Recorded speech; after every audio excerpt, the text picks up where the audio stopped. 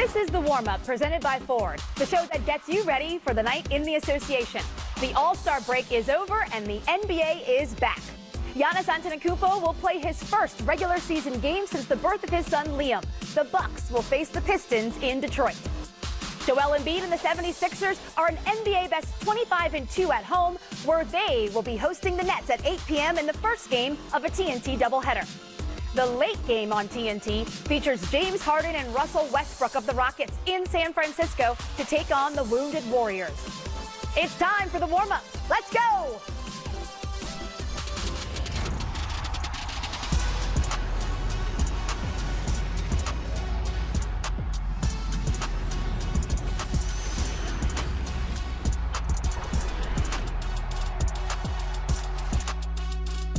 Hey there, welcome to the warm-up. I'm Stephanie Reddy. We've got Quentin Richardson and Channing Frye in the building. Former teammates, in case you were wondering. Yes, we are. That's the connection. That's why the chemistry is so good on Thursday nights. We have a lot to talk about. Welcome back to NBA action, first of all.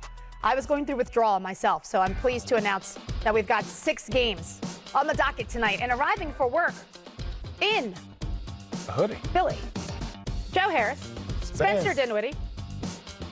Do they look like they're ready for work? And DeAndre Jordan. Long hair don't care. Mr. Fashionista for the big men. Shirt looks nice. I don't know where he gets his clothes. Brooklyn in the building. You should know. You're tall. He's wearing a bathrobe?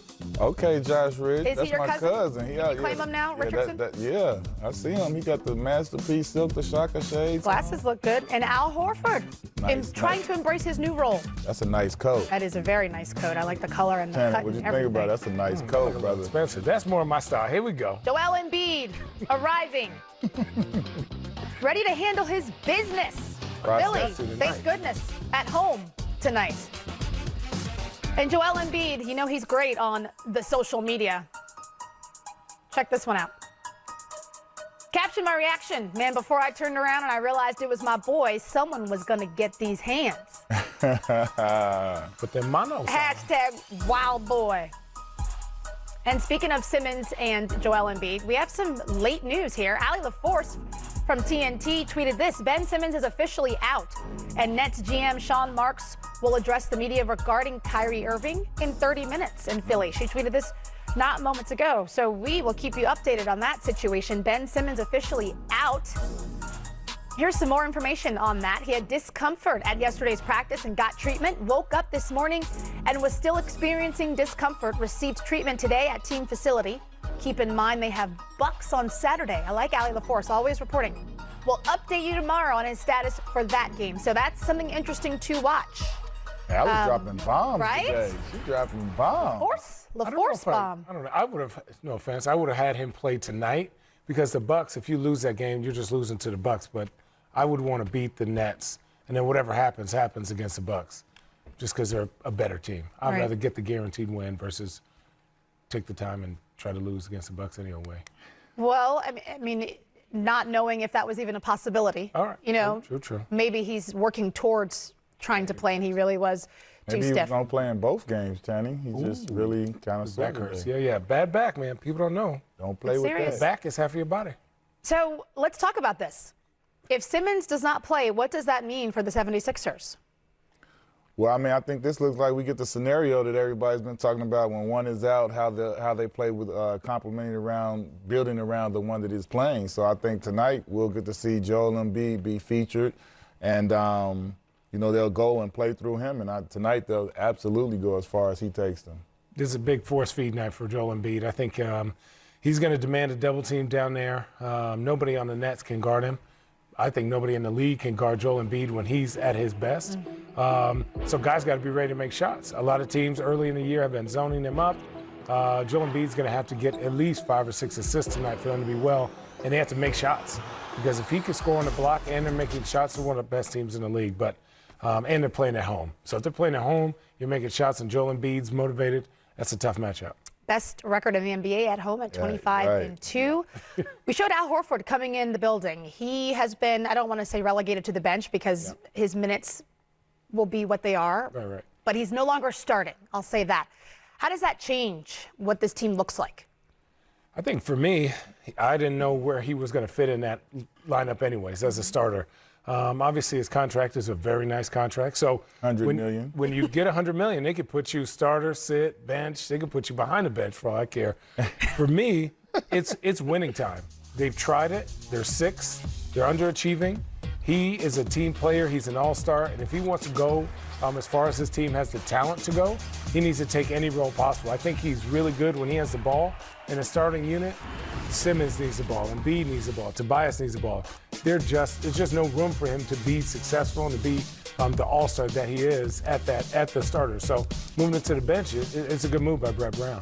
Yeah, the one thing that I think that goes in Philly's favor with whatever move they want to make with him is that Al is a consummate professional.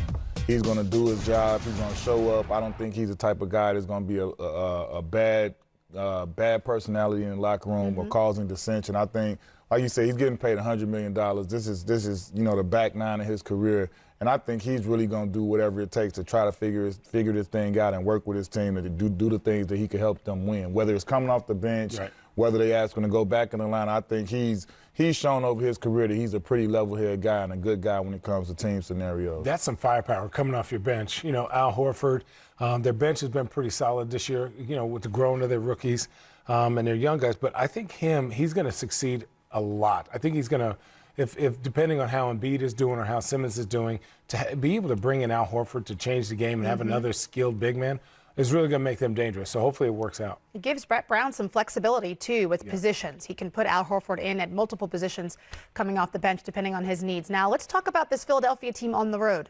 They only have 9 wins. Ooh. How is that possible? Look at this comparison. This is a mystery. This is a mystery. I think for me, on the road, it's when you don't have discipline and when you don't have vocal leaders, which sometimes I watch them a lot this year. To me, I just don't see one guy speaking up and talking to everybody. When they go to the bench, it's generally quiet. They don't talk. They wait for Brett Brown to give them a play and they come back. This team needs somebody that's going to be a vocal leader when things get tough, that they are going to get down in the trenches, group up and huddle together and figure things out. When things are easy at home because the crowd is going to keep them going. On the road, when you get down 4, 6, 8, who do you go to? Do you go to Ben Simmons? What plays do you run? Do you go to Embiid? Do you go to Tobias? They have so many options. I think sometimes they just need to make who's going to be the pack leader and go with that and ride that out for the rest of the year.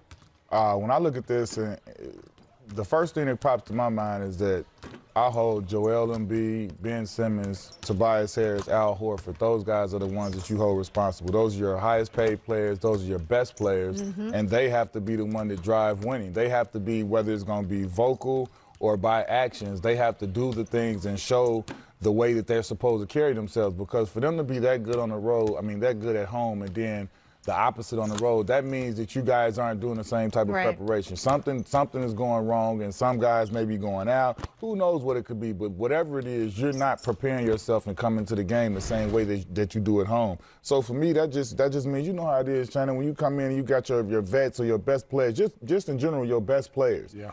If your best guys are doing the right things and doing what's supposed to be done, no one else can deter and say, I'm going to do this, because if you got Joel Embiid, who's an all-star, all-NBA, or Ben Simmons, all-star, if they doing what they supposed to do, being on time, working the way they supposed to, nobody else can come in there and not do it. Right. Yep. Well, that time will tell if they can straighten this thing out on the road, but it certainly is an indicator of something being amiss with this Philadelphia 76ers team.